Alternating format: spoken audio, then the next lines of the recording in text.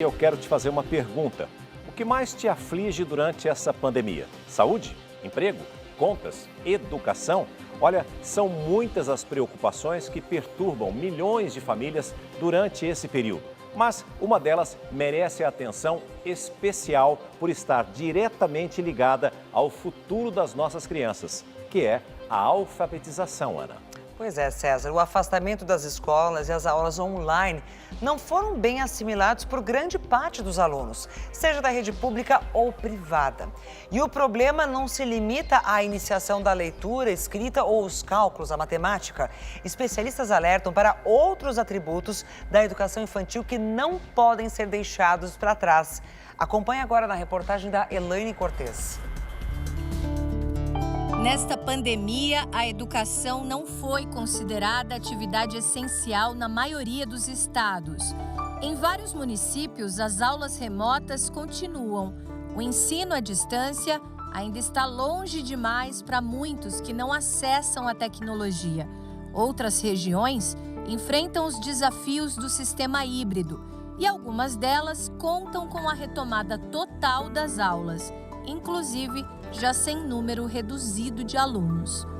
Muitos Brasis num só país. O que há em comum nessas diferentes realidades influenciadas pela desigualdade social são as dificuldades de aprendizagem. Na escola pública ou na particular, o mesmo impacto. Na educação infantil e nos primeiros anos do ensino fundamental, estão os alunos mais prejudicados por essa alfabetização entre telas. Uma criança ela vai escrever na fase da alfabetização, mas antes disso ela precisa fortalecer os músculos das costas, o bracinho, a mão, e tudo isso a gente faz não com lápis e folha só, mas a gente faz no jardim, a gente faz no contato com outras crianças, quando a gente amassa a massinha. E aí as crianças ficaram muito privadas disso na educação infantil e na alfabetização, que é a base para todo o resto da educação. Em Ipatinga, Minas Gerais, o tão esperado primeiro ano de Gabriel chegou junto com a Covid-19. Eu, como mãe, fiquei muito aflita, muito preocupada, porque era o ano de alfabetização dele, né?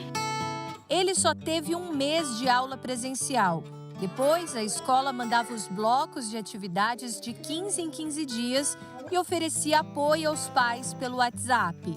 Ele não aprendeu a ler e, como ele, várias crianças também não aprenderam a ler, não foram alfabetizadas. Eu, como mãe, me senti assim, muito frustrada. Sempre dou o meu melhor para poder ensinar, mas não é como professor, né? O Ministério Público pediu então que uma fundação de ensino mineira apoiasse famílias como a dele. E assim, um convênio sem repasse de recursos públicos foi feito com uma das escolas municipais. O projeto oferece o contraturno escolar. As crianças recebem reforço na fundação. Sem saber ler com compreensão, escrever corretamente e sem dominar conceitos básicos de matemática, a criança ela não conseguirá percorrer com êxito sua trajetória escolar. No Brasil, a alfabetização já é um desafio por si só. Esse desafio é potencializado nessa situação de isolamento social. A gente percebe no olhar da criança como que é bom a descoberta, como que é bom estar aqui para aprender e descobrir um pouco mais. As crianças estão encantadas com o espaço da escola, querem conhecer todo o colégio. Especialistas já estimam que uma mudança no currículo será necessária, já que as perdas são maiores do que o tempo de pandemia. Diz as pesquisas que a gente tem um atraso de 1 ano e 3 meses a 1 ano e 7 meses. Então, quando isso tudo terminar, provavelmente a gente vai ter uma lacuna de 2 anos. Enquanto a escola não muda, alguns mudam de escola. Foi o caso do Paulo Henrique. Eu percebi que meu filho não estava conseguindo absorver quando eu ligava o computador e ele saía correndo, ouvia um barulho e dispersava. Aí eu percebi que ele realmente não ia dar o que ele tinha nessas aulas online. O colégio na Grande São Paulo era particular, mas isso não impediu que Eusilene sentisse a mesma dificuldade de milhares de mães em contextos diferentes. A escola começou a me questionar que não estava recebendo as matérias como eles queriam. E eu tentei ainda por um período, conversando com ele, tentando fazer com que ele focasse, mas não teve jeito. A decisão foi mudar Paulinho para uma escola pública e, com a economia da mensalidade, contratar uma psicopedagoga que atende o menino em casa nas aulas de reforço. Com ela, presencial, ela estando aqui, nossa, ele foca que é uma maravilha. Ele se concentra na aula, chega às pessoas, ele tá ali com ela. 2 sílabas, muito bem.